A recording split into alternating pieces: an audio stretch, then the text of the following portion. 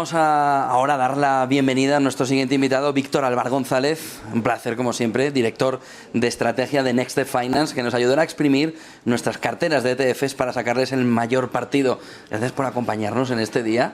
Enhorabuena por ese proyecto de Next Step Finance, del que gran parte del sector financiero está hablando. Y dejo la audiencia en tus manos para ver todos los detalles, Víctor. Muchísimas gracias y enhorabuena también por la cadena, que hacía falta. Muy bien, pues muchas gracias a vosotros, lo primero. Gracias a XTB, iba a decir ETF, discúlpeme, por la invitación. Un verdadero placer estar con vosotros.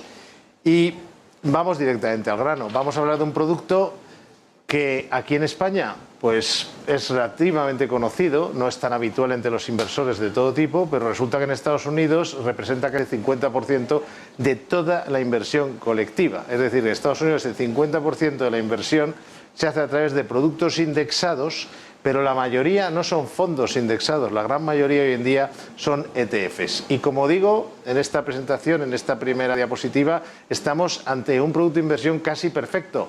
Y vaya por delante, y así aprovecho para presentarme o presentar a la empresa que represento, que nosotros no fabricamos ETFs, no somos productores de ETF, no cobramos comisión de ningún ETF, de ningún producto, ni de ninguna gestora, somos asesores independientes, nuestro papel no es intermediar, como también hace XTB, nuestro papel no es hacer productos como cualquiera, como también hacen y la gente que está acompañándonos hoy, que son productores, generadores de ETFs, pero nosotros nos dedicamos a elegirlos y ayudarles a ustedes a elegirlos. Por lo tanto, mi, digamos, entusiasmo a favor de estos productos es puramente operativo. Es que son productos muy útiles, muy cómodos y, como digo, casi perfectos para invertir. El casi, además, se limita, como veremos luego, a España, porque el producto en sí, los inconvenientes del producto casi son exclusivamente españoles.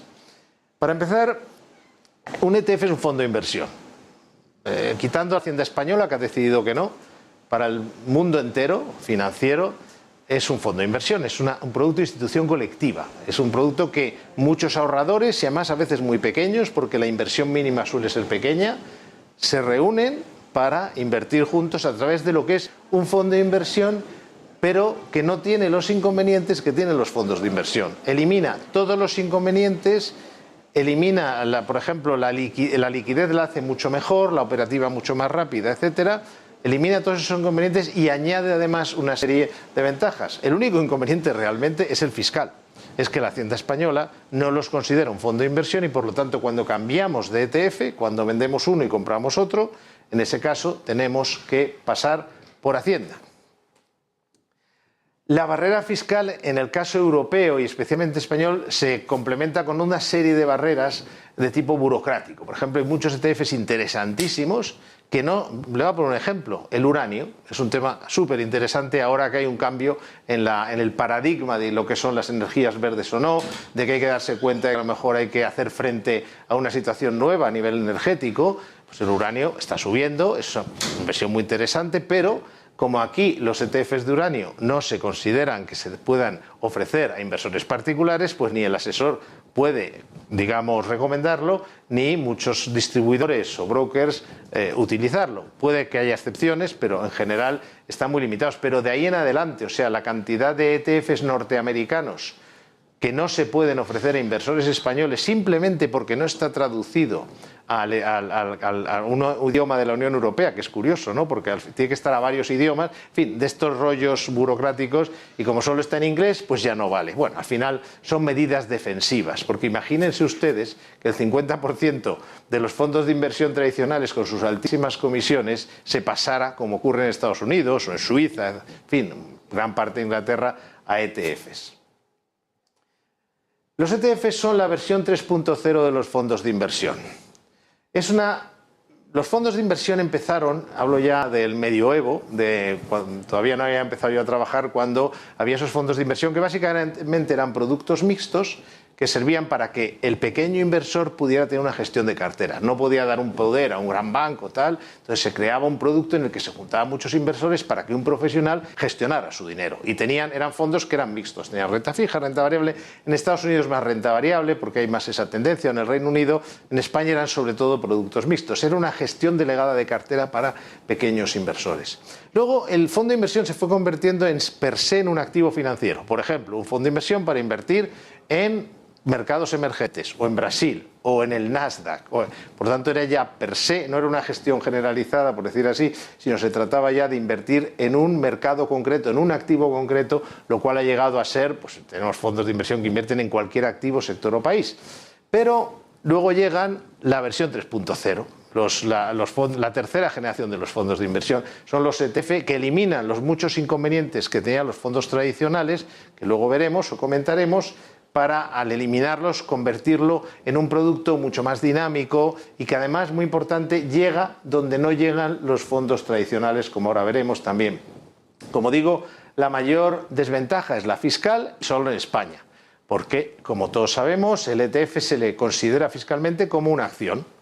Bien, la pregunta es, ¿habría usted dejado de invertir en Apple, o en Facebook, o en Amazon, o en Microsoft, cuando eran pequeñas compañías que no estaban en los fondos de inversión tradicionales?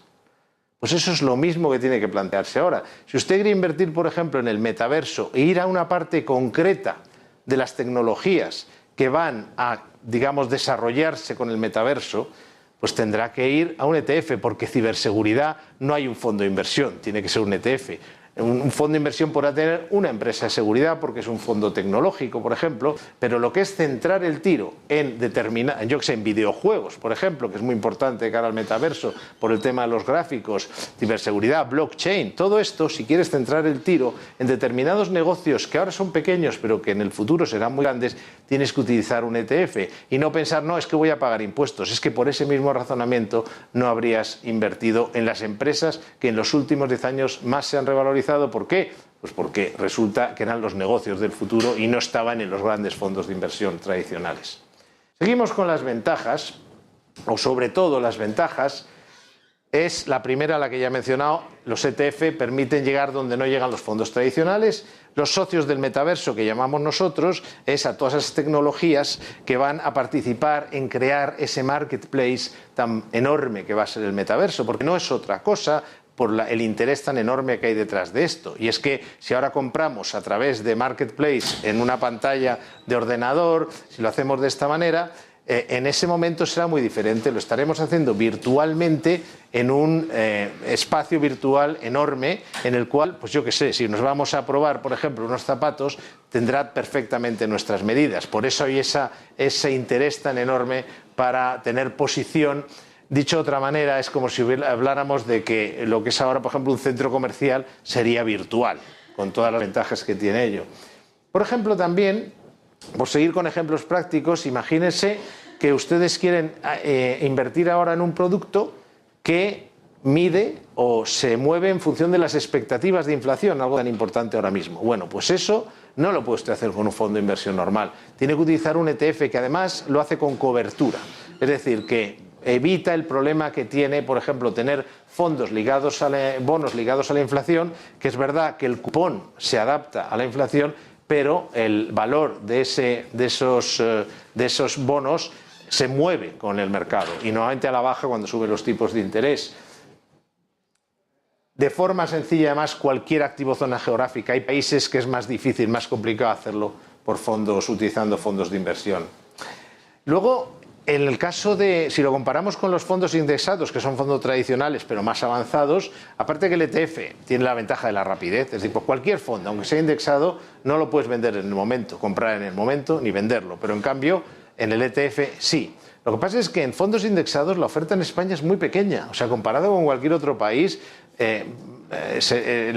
digamos, se encuentra uno con verdaderas sorpresas respecto a lo que no puedes hacer con un fondo indexado. No sé exactamente, ahora hablo de memoria, por ejemplo, hace relativamente poco, cuando queríamos sobreponderar la tecnología, el Nasdaq en las carteras de ETFs, no había, en las de fondos, no había fondos indexados puros para solo el Nasdaq, había para el SP500, había para el Dow Jones, pero no lo había solo para el Nasdaq. Y no les quiero decir a nivel sectorial, ahí ya es muchísimo más difícil encontrar indexados. ¿Cuántos indexados hay para el sector financiero o para las materias primas o para bienes de consumo? En fin, podríamos hacer una lista enorme de temas interesantes en un mundo como el actual, más inflacionista, en las que no tenemos, que se beneficien de ese entorno que no tenemos en fondos indexados. Y por supuesto la rapidez en la ejecución, que ya he insistido en ello, todos lo conocen.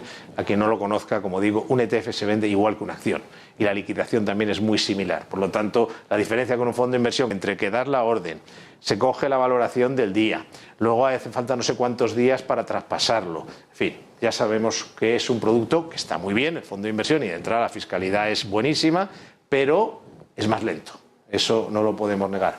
Los ETF además permiten diversificar centrando el tiro. Es decir, cuando diversificamos en un fondo de inversión es que estamos comprando muchas cosas y a lo mejor nosotros solo queremos, por ejemplo, insisto de nuevo, es un ejemplo muy claro, estar en participar en el tema del metaverso. Pero un fondo tradicional de tecnología va a tener una presencia en las tecnologías que van a llevar al metaverso muy limitada. ¿Por qué digo esto? Porque el metaverso, lo interesante no es invertir en Facebook, sino en las empresas que compra Facebook o Microsoft o quien sea por una millonada para aprender, para situarse en el metaverso, empresas de gráficos, etcétera. En las nuevas energías, hablamos ahora del hidrógeno, la importancia que tiene, cuántos fondos de inversión hay que solo inviertan en varias compañías energéticas centradas, por ejemplo, en el hidrógeno o en otras nuevas energías. ¿Saben esto por qué ocurre? Pues porque el origen de los ETF era hacer cestas de valores. O sea, no se trataba de hacer un fondo de inversión con 200 referencias, es decir, con 200 valores dentro, sino que se trataba más bien de centrar el tiro. Vamos a ir a pequeñas compañías norteamericanas del sector consumo o vamos a ir a las tecnológicas de Internet, porque el ETF es antiguo, lleva mucho tiempo. Entonces era como decir, vamos a centrar la inversión en unos productos muy concretos. Muy importante lo que podemos hacer diversificando con los ETFs es si ahora queremos, me preguntaban antes de entrar para hacer unas pequeñas píldoras, ¿dónde invertiría yo mirando en un ETF si solo pudiera coger uno mirando a largo plazo? Invertiría en uno que apueste por la subida de los tipos de interés de los bonos. Estos tipos de interés subvencionados por los bancos centrales, ya se está viendo en Estados Unidos, pero vamos a ir al caso europeo, subvencionados por el Banco Central Europeo, esto no lo vamos a ver dentro de 5 años, esto va a ser una anomalía que miraremos como ahora podemos ver cosas rarísimas que han pasado hace 5 años y que no imaginábamos. Bueno, los tipos de interés de los bonos subirán y hay ETFs que te permiten subirte a esa inversión, a ese futuro de tipos más altos. Y van a ser mucho más altos de lo que son ahora. ¿Qué más? Pues las expectativas de inflación, como decía antes, pero eso ya lo he mencionado, se hacen. ¿Cómo se invierte en las expectativas de inflación? Pues se hace utilizando bonos que están ligados a la inflación, pero esos bonos se oscilan mucho, pueden caer mucho de precio. Con los ETF se evita. Gestión activa. Es verdad que en España no existen muchos o ningún ETF de gestión activa, pero es que fuera de España sí, con lo cual eso que los ETF no permiten la gestión activa, a veces es muy interesante para ciertos activos, es falso. Sí hay gestión activa en los ETF, simplemente que aquí no se les deja entrar. ¿Qué es mejor, un fondo tradicional o un ETF? Pues depende mucho de la sensibilidad fiscal. La gran ventaja del fondo tradicional frente al ETF es la fiscalidad. Si a nosotros, aunque al final acaba no pagando, pero si nos duele en el corto plazo pagar impuestos, más fondos tradicionales que ETF. Por el contrario, si nos interesa mucho más la rentabilidad y las cosas que podemos hacer, pues serían más ETFs que fondos tradicionales porque nos dan muchas opciones. Pero en definitiva, estamos hablando sobre todo de algo que es complementario. Es decir, que más que tener una cartera de fondos o de ETFs, hay que tener una cartera de fondos y una cartera de ETFs para hacer con los ETFs lo que no puedes hacer con los fondos. Así de sencillo. ¿Fondos y ETF son complementarios? Pues ejemplos los tenemos en por ejemplo, gestión activa versus pasiva. Podemos tener la gestión pasiva en los ETF y la activa vía fondos tradicionales. También tenemos, por ejemplo, poder tener los fondos en lo que es el estilo de gestión tipo value, que no lo hay en ETF, y ahora va a ser interesante, por ejemplo, en este entorno actual, y lo que son más el valor o los indexados, perdón, el crecimiento de los indexados a través de ETFs. Y por cierto, los mínimos de entrada en los ETFs son muy bajos, con lo cual son ideales para el pequeño inversor. Puedes hacer casi cualquier cosa con 10, 20.000 euros de cartera. Complementarios también de la inversión directa en acciones. Por ejemplo, he mencionado el metaverso de nuevo, pues no es que tenga participación en nada del metaverso, pero me parece un ejemplo muy claro para estas cosas. Pues nosotros, ¿qué sabemos a la hora de invertir en acciones? ¿Cómo detectamos cuáles son los mejores en gráficos o los mejores en ciberseguridad o los mejores en blockchain de empresas? Me refiero, oye, pues compras una cestita y un ETF de empresas de estos sectores y tienes muchas más probabilidades de dar con aquella que va a comprar Microsoft o que va a comprar Amazon o Zara o cualquiera que quiera entrar en el metaverso, o tecnológicos chinos. La lista sería larguísima y no me quiero pasar de tiempo. ¿Qué necesita para invertir en ETFs? Pues un buen broker es fundamental, que tiene una buena oferta, como es el caso de nuestro anfitrión de hoy, y se necesita un asesoramiento, pues tienes que saber qué es lo que hay, qué funciona para qué. Asesoramiento es vital en todo, pero sobre todo en productos que son como bastante especializados y que además van, como digo, a centrar mucho el tiro en cuanto a la inversión. Y como digo, es que es un producto casi perfecto quitando la fiscalidad, porque si eres un trader puedes hacer trading porque se venden como acciones, se compran igual de rápido, y si eres un inversor de largo plazo, exactamente igual que si fuera un fondo de inversión. Y ya para despedirme, los últimos 3 minutos, y creo 5 que me quedan, 5, no lo he hecho demasiado mal con el tiempo, no siempre ocurre, pues vamos a decirle muy brevemente cómo podemos ayudarle desde Next Step si usted quiere invertir en general en fondos de inversión y en ETF en particular, que es el tema de hoy en día. Nosotros ofrecemos, insisto, asesoramiento, no hay un producto Next Step. Elegimos lo mejor del mercado o lo mejor de su entidad. Si usted nos dice, trabajo con estos bancos, nos ponemos en sus zapatos y le decimos, esto es lo que nosotros compraríamos si fuéramos usted en esas entidades, pueden ser varias. Certificadas, somos una gran diferencia, es que somos independientes de verdad. Es decir, no es que lo digamos, es que nosotros no cobramos comisiones de ningún producto que recomendemos. Y esto es muy importante, porque puestos a tener un asesor, mejor un asesor que un vendedor, porque el vendedor te venderá lo que tenga que venderte, pero el asesor básicamente no, trabaja solo para ti. Su único interés es pura y exclusivamente tus resultados. Y esa independencia que se está certificada por la Comisión Nacional de Mercado de Valores en Europa, en Estados Unidos, en el mundo entero. Ahora no puedo decir soy independiente porque sí, no, eres independiente porque no cobras de los productos que recomiendas, no eres un comisionista. Especializados desde luego en fondos, ya lo he dicho, accesibles a cualquier patrimonio, lo tenemos organizado de forma que, como veremos ahora rápidamente, se pueda tener un asesoramiento muy profesional y muy completo desde una cantidad, un precio muy bajo. Y como vemos, además, ahorrándonos mucho dinero, y muy importante también, importantísimo, no obligamos a nadie a cambiar de banco o de broker. Es decir, usted trabaja con XTB, los fondos que nosotros, los ETF que recomendamos, los comprará en XTB. Si trabaja con fondos y nos dice que trabaja con el banco A, B, C o D, serán los que le recomendemos, serán solo fondos de esas entidades con todos los cambios que haya que hacer. Como decía, es muy barato, 55 euros al trimestre para probar. Francamente barato, 180 euros al año en el servicio más online, más básico, pero cuidado, que incluye todo lo que es diseño de la cartera, todo lo que es el seguimiento, etcétera. Y lo mejor de todo es que puede salirle gratis, porque como asesores que no cobramos comisiones de los productos que recomendamos, nos interesa ahorrarle a ustedes comisiones. Si podemos, les ahorramos comisiones, y si nosotros les ahorramos a ustedes 100 euros, el servicio básico anual se le queda en 80. Y si vienen de un banco comercial, nos preguntan plataformas baratas de las que tampoco cobramos, o sea, con una oferta grande y barata, y son muy conocidas, y con ese cambio usted se ahorra un 40 o 50%, pues se está ahorrando muchísimo más dinero. Por lo tanto, es un precio barato, es que además se compensa enormemente con el ahorro de comisiones. Y, como he dicho, muy importante, no nos limitamos a esta es la cartera. Sí, esta es la cartera, pero luego está todo el seguimiento. Nosotros les vamos a decir exactamente los cambios que tienen que hacer personalizados. Si trabaja con el banco A, B, C o D, se le van a decir que venda el fondo del banco A, B, C o D y compre un fondo del banco A, B, C o D. No tiene que complicarse en buscar otro banco ni nada por el estilo. Y, por supuesto, mucha información para que sepa exactamente qué está pasando en los mercados, cómo le afecta. Los cambios, por ejemplo, van con un vídeo que les estamos contando exactamente qué es lo que tienen que hacer. Por lo tanto, ese es el resumen. Muchas gracias y espero que les haya sido de interés la presentación.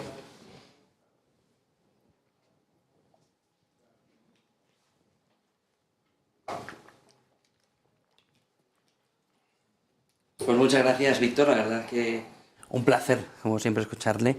Tengo un par de preguntas, si tienes tiempo. Tengo un par de preguntas para hacerte, si tienes tiempo. Nos pregunta la audiencia. Por redes sociales, ¿crees que puede ser un problema que la gestión pasiva sea un porcentaje cada vez más alto de la gestión total? No es mala pregunta, porque es como que toda la corriente va en un sitio u un otro, ¿no? Yo creo que no es bueno que todo sea gestión pasiva porque limitamos el mercado a, digamos, ¿cómo diría yo? Como si hubiera solo 3 coches entre los que elegir cuando vas a comprar un coche. Y además es un error, porque es verdad que con los ETFs, aunque sea gestión pasiva, puedes hacer inversión sectorial. Pero una cosa que vamos a ver a partir de ahora es que lo de subirte a un índice y se acabó el problema va a ir cambiando, porque según un mercado está más maduro, empieza a funcionar el tema sectorial, cosas eso, por ejemplo, como apostar contra la evolución de los bonos. Tienes que ir centrando el tiro y eso no se hace bien en los índices. Con lo cual, la tendencia en la gestión pasiva, sobre todo a nivel español, son los indexados, y los indexados son muy del SP, el MSCI World y el Eurostoxx y 3 o 4 cosas más, y se está uno perdiendo muchas cosas. Pero bueno, insisto, los ETF ofrecen unas posibilidades que son muy similares o incluso mayores que cualquier fondo de inversión, con lo cual es una gestión pasiva, pero muy centrada en activos, sectores y países, con lo cual es relativo. Sería un poco más un problema para mí de los indexados. Nos preguntan también, ¿crees que es probable que los gobiernos acepten que el tratamiento fiscal de los ETF sea similar al de los fondos de inversión?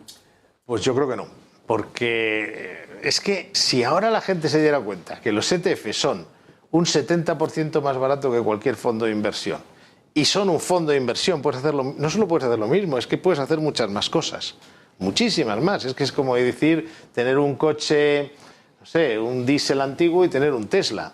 Claro, ¿qué pasaría? Es que probablemente habría mucho. Imagínate los bancos que ahora viven sobre todo de las comisiones de los fondos de inversión, que es donde no se notan, porque las que se ven las están reduciendo, para esas no.